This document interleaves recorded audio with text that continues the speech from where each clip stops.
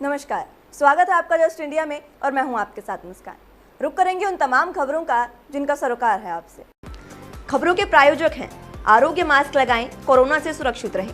Oscar super speciality hospital and trauma centre, रंज किया showroom in Rohtak and Bahadurgarh. Showroom पर आएं, टेस्ट ड्राइव लें और गाड़ी बुक कराएं।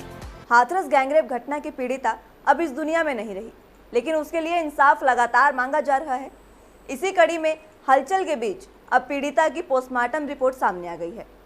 रिपोर्ट के मुताबिक पीड़िता की गर्दन पर चोट के निशान हैं और हड्डियां भी टूटी हुई हैं। पोस्टमार्टम रिपोर्ट में खुलासा हुआ है कि पीड़िता के साथ किस तरह की दरिंदगी की गई थी। सफदरजंग अस्पताल के द्वारा जारी की गई इस रिपोर्ट में बताया गया कि पीड़िता की मौत का मुख्य कारण विसरा रिपोर्ट आने के बाद ही पता चलेगा। हालांकि रिपोर्ट में गले पर चोट के निशान का भी जिक्र किया गया है। रिपोर्ट में पीड़िता के गले पर चोट के निशान की बात कही गई है। साथ ही गले को दबाने का मामला भी सामने आया है। पोस्टमार्टम रिपोर्ट में बताया गया कि सिर्फ एक बार नहीं, कई बार गला दबाने की कोशिश की गई है। पीड़िता की ओर से कई बार बचाव की कोशिश भी की गई, इस वजह से गर्दन की हड्डी भी टूट गई थी। अभी विसरा रिपोर्ट आने का इंतजार किया जा रहा है, जिसके बाद इस बात की पुष्टि हो जाएगी कि मौत का सही कारण क्या रहा। वहीं पोस्टमार्टम रिपोर्ट में घटना के बारे में बताया गया, जिसमें कहा गया कि ये घटना 14 सितंबर सुबह 9 बजे की है और शाम को 4 बजे के करीब पीड़िता को अलीगढ़ के अस्पताल में शिफ्ट किया गया था। जब पीड़िता की हालत बिगड़ी तो 28 तारीख को उसे दिल्ली सफदरजंग अस्पताल में लाया गया। इलाज के दौरान 29 तारीख को सुबह 6:55 पर पीड़िता की मौत हो गई थी। गौरतलब हो कि 14 सितंबर को हाथरस के एक गाँव में दलित युवती के साथ गैंगरेप की घटना है, जिसके बाद उसकी तबीयत काफ़ी खराब हुई थी और उसे दिल्ली शिफ्ट किया गया था, जहाँ सफदरजंग अस्पताल में उसकी मौत हो गई थी। मौत के बाद युवती के शव को हाथरस लाया गया, जहां जबरन पुलिस के द्वारा उसका अंतिम संस्कार कर दिया गया। इस मामले में चारों आरोपियों को गिरफ्तार कर लिया गया है। साथ ही प्रदेश सरकार की ओर से पूरे केस की जांच के लिए 3 सदस्यीय एसआईटी टीम का गठन किया गया है, जो हाथरस पहुंच चुकी है। और हाथरस पहुंचने के बाद इस टीम ने पीड़िता के परिवार से उनके बयान भी दर्ज करवाए हैं। हाथरस में दुष्कर्म की घटना को लेकर बसपा प्रमुख मायावती ने योगी सरकार पर बड़ा हमला बोला है। मायावती ने नेतृत्व परिवर्तन की मांग की है और ये मांग करते हुए उन्होंने कहा कि योगी आदित्यनाथ को गोरखपुर मठ भेज दिया जाना चाहिए। बसपा प्रमुख ने कहा कि भाजपा संघ से बात करे और यूपी में मुख्यमंत्री को बदलकर उन्हें गोरखपुर मठ में भेज दे। वो मठ भी न संभाल पाए तो राम मंदिर बन रहा है, वहाँ कोई जिम्मेदारी दे दी जाए। हाथरस की घटना के बाद मुझे ऐसा लग रहा है कि शायद यूपी सरकार कुछ एक्शन लेगी। यूपी के मनचले बहन बेटियों को उत्पीड़न कर रहे हैं, उन पर अंकुश नहीं लग रहा। आज सुबह बलरामपुर में घटना सामने आई है, जिसने मुझे झकझोर कर रख दिया। मायावती ने कहा कि उत्तर प्रदेश में वर्तमान बीजेपी सरकार में कानून का नहीं बल्कि गुंडों, बदमाशों, माफियाओं, बलात्कारियों और अराजक तत्वों का राज चल रहा है। यहाँ की कानून व्यवस्था पूरी तरह से दम तोड़ चुकी है। खासकर इस सरकार में यहाँ की बहन बेटियाँ बिल्कुल सुरक्षित नहीं।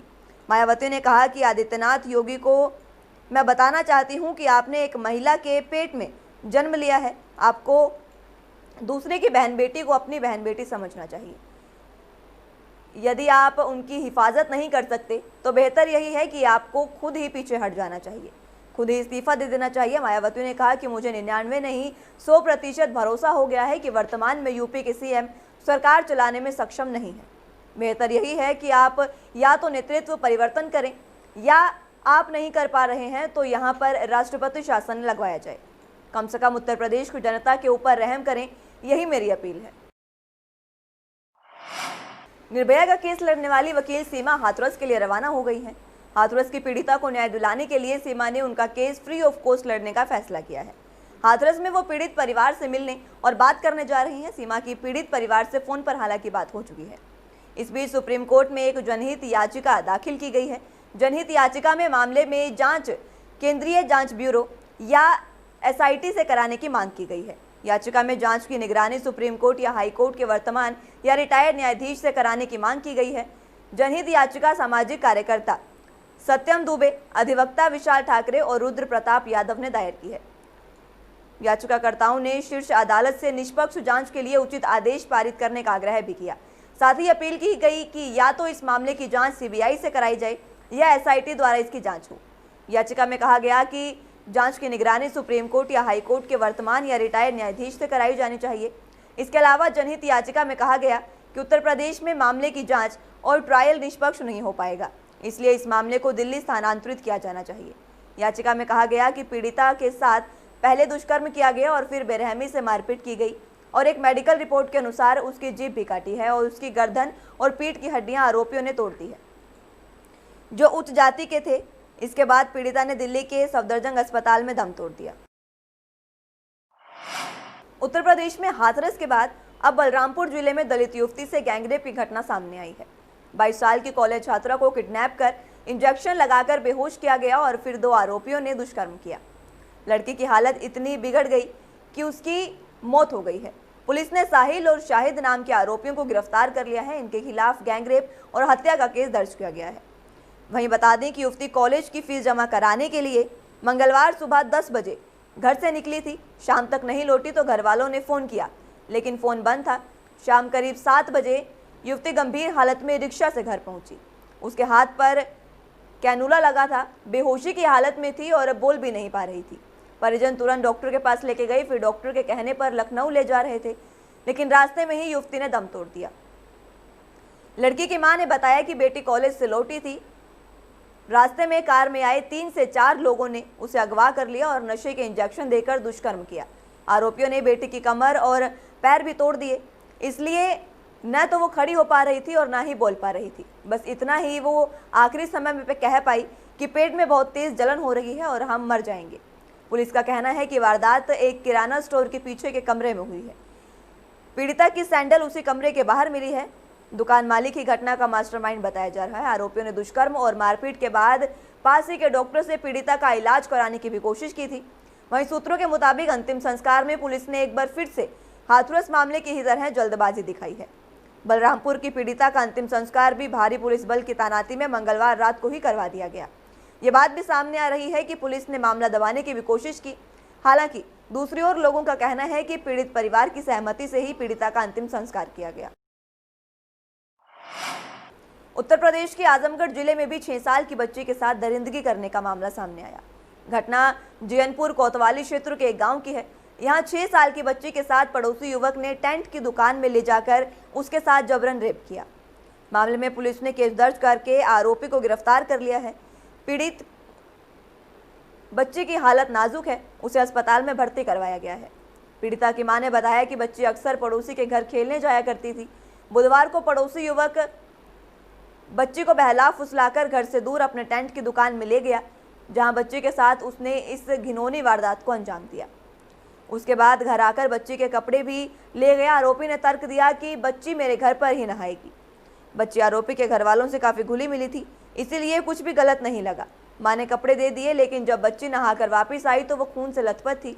ये देख आनन फानन में परिजनों ने उसे महिला अस्पताल पहुंचाया, जहां डॉक्टरों ने बच्ची के साथ दरिंदगी की बात को सामने रखा।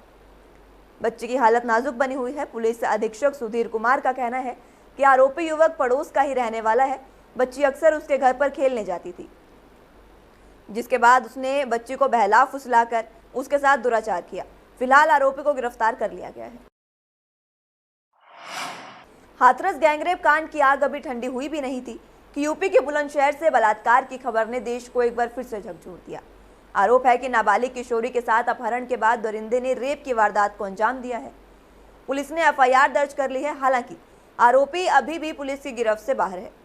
पीड़िता का दावा है कि वो बीती रात अपने परिवार के साथ आंगन में सो रही थी, तभी घर की दीवार लांघकर रिजवान उर्फ पकौड़ी घर में आ घुसा और मुंह पर रुमाल सुंघाकर किशोरी को घर से उठा ले गया, जिसके बाद दूर कैंटर ट्रक के पास किशोरी के साथ जबरन रेप की वारदात को अंजाम दिया गया।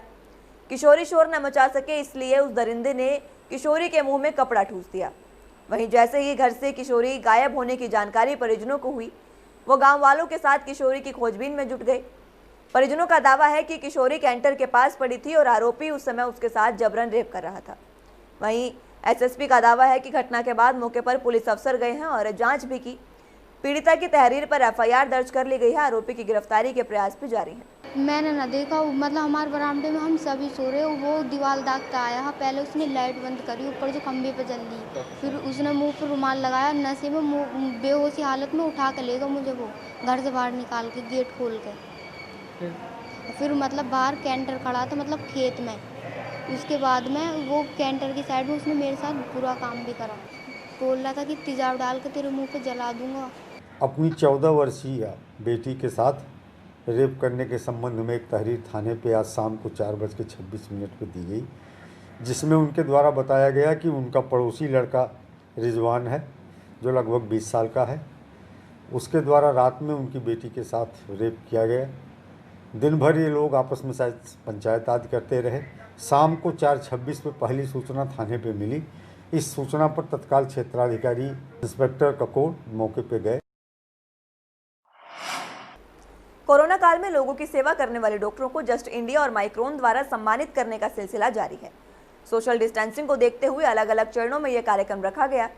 जस्ट इंडिया के स्टूडियो में आयोजित इस कार्यक्रम में तीसरे दिन प्रमुख रूप से SMO doctor Ramanjeet Kaur, doctor Vikas Sivaj, doctor Satish Gulati, doctor R K Paruthi, doctor Ashish Goyal, doctor Manup Kumar और डॉक्टर दिव्या आहूजा को सम्मानित किया गया। कार्यक्रम के उप मुख्य अतिथि पीजीआई के vice chancellor doctor OP Kalra ने कोरोना काल में डॉक्टरों की भूमिका की प्रशंसा की।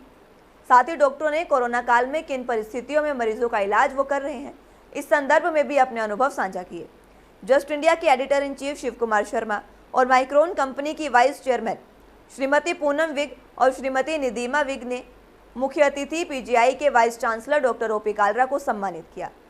वहीं कार्यक्रम का संचालन श्रीमती वीना कौशिक ने किया। हम आपको दिखाते हैं इस कार्यक्रम की कुछ खास झलकियां। यूनिवर्सिटी में एक मीटिंग की गई। हमारा इस समय सबसे इम्पोर्टेंट हॉस्पिटल जो ट्रॉमा सेंटर है, जो 2.5 साल पहले करीब शुरू किया गया, उस वक्त ये फैसला किया गया ये ट्रॉमा सेंटर को हम पुराने इमरजेंसी के साथ ही मिक्सअप कर देंगे। एकदम से ही सब कुछ जैसे बंद सा हो गया। माइंड में भी बहुत कंफ्यूजन थी, लेकिन एडमिनिस्ट्रेशन की हेल्प से और अपने पॉजिटिव एटीट्यूड के साथ हमने कोशिश करी कि हम हर जगह जहाँ पे भी जो रिक्वायरमेंट थी खाने की, पहले हम खाना खुद कुक कर करके भी भेजते रहे। सब मीडिया के माध्यम से, बाकी लोगों के स्टाफ के माध्यम से धीरे धीरे उन सब में ये अवेयरनेस आई है। अगर हम देखें तो अब बहुत से पेशेंट्स समझदार हो गए हैं। नई बीमारी का पता ही नहीं था कि क्या करना है, क्या निकलना है, क्या नहीं निकलना। बट हम लकी रहे इस शहर के अंदर कि शहर में डिस्ट्रिक्ट एडमिनिस्ट्रेशन ने बहुत सपोर्ट किया। हम उससे ज़्यादा लकी हैं कि हमारे पास PGIMS है। 22 मार्च को जब डिक्लेयर हुआ कि लॉकडाउन है, तो वो बहुत ही स्केरी समय था। हर बंदे को डर था कि कहीं मुझे कोरोना ना हो जाए। वो घर से बाहर निकलने के लिए तैयार नहीं था। पर बच्चा अगर बीमार हो जाए तो पेरेंट्स क्या करेंगे? वो भी बाहर आने को तैयार नहीं है और बच्चे को तो बिल्कुल ही नहीं आएंगे। मैं ये कहना चाहता हूँ कि सबसे पहले जैसे डॉक्टर कालरा ने कहा कि इन्होंने मीटिंग करी थी जनवरी में, सबसे पहले 5 डॉक्टर हम शहर के IMA के हमारे को CMO साहब ने बुलाया था, और तब उन्होंने ये बताया था कि ऐसे ऐसे होएगा। हमें तो ये ड्रीम लगता था ये कैसे रोहतक में होएगा, कहाँ से ये शुरू हुआ, रोहतक में पहुँच जाएगा। We could not imagine but it has occurred. जहाँ भी हमारी CHC PHC थी, वहाँ पर हमें जगह ढूंढनी थी कि जैसे ही मरीज आने शुरू होंगे, इन्फेक्शन आएगा तो उनको कहाँ रखा जाएगा। अभी गले में इन्फेक्शन हुई या जुकाम होगा तो कहीं कोरोना ना हो, और हमने फुल प्रिकॉशंस लेके बड़ी हिम्मत करके हमने डर के माहौल में ओपीडी स्टार्ट किया। सबसे ज़्यादा पेशेंट हमारे पास गले के, क्योंकि वो सबसे बड़ा डर था कि गले में ही स्टार्ट होता है, गले में खराश, दर्द होना या बुखार होना। तो हम लोग पहले बाहर से स्क्रीनिंग करके पेशेंट की थर्मल स्क्रीनिंग करके, अगर हमें थोड़ा सा भी डाउट होता है जैसे कोई जुकाम है या बुखार है, तो हमें सबसे पहले सिविल सर्जन को रिपोर्ट करनी होती है। तो ये संभव इसीलिए हो सका क्योंकि ये एक टीम वर्क था। जैसा अब तक बात हुई उसमें डॉक्टर्स के साथ साथ एडमिनिस्ट्रेशन, सोशल ऑर्गेनाइजेशंस, मीडिया, सब ने मिलके किसने कम किया किसने ज़्यादा, उससे ज़्यादा ज़रूरी ये था कि सब ने इसमें एक पॉजिटिव कंट्रीब्यूशन किया। कोरोना महामारी से लड़ने के लिए आरोग्य मास्क लाया है आपके लिए सबसे आधुनिक मास्क। इसके साथ ही आपको मिलेगी आधुनिक PPE किट, वो भी बहुत ही सस्ते रेट पर। contact@arogyamask.com पर जाएं और हमसे संपर्क करें, या फिर www.arogyamask.com से जुड़ें। इसके साथ ही आप हमें कॉल कर सकते हैं। हमारा पता है Anand international, plot number 181, sector 25, Panipat, Haryana.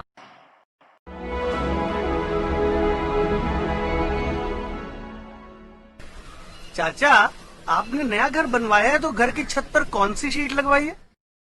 बेटा, मैंने अपने घर की छत पर एशियन शीट लगवाई है क्योंकि वो कभी न मिटने वाले ओरिजिनल निशान की चादरें हैं। साथ में ISI का चिन्ह, 5 साल की वारंटी के साथ साथ पैसों का सही मूल्य देने वाली वही इकलौती शीट्स है।